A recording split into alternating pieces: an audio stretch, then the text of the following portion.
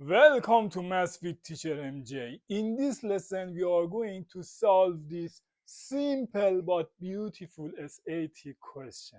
The question says find the value of 7 plus second root of 7 times 7 minus second root of 7. But what should we do to solve this question? To solve this question, I'm going to get help from an algebraic identities.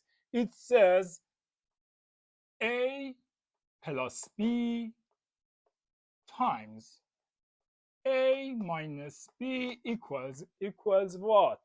Right, a squared minus b squared.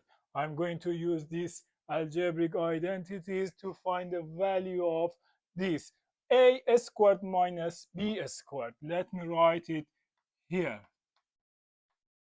But what is a, what is b?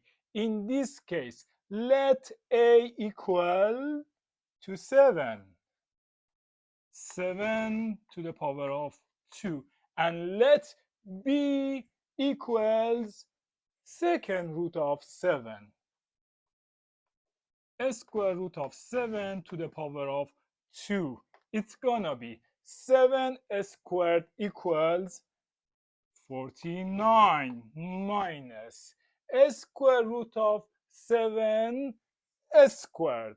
But how can we solve this? Look, here we have 2. These 2 and these 2 cancel out. Therefore, a square root of 7 squared equals 7. Now you tell me 49 minus 7. Right, 42. And this is your answer. But do not forget, this is your turn. Answer this question, solve it, and write the answer in the comment. Bye.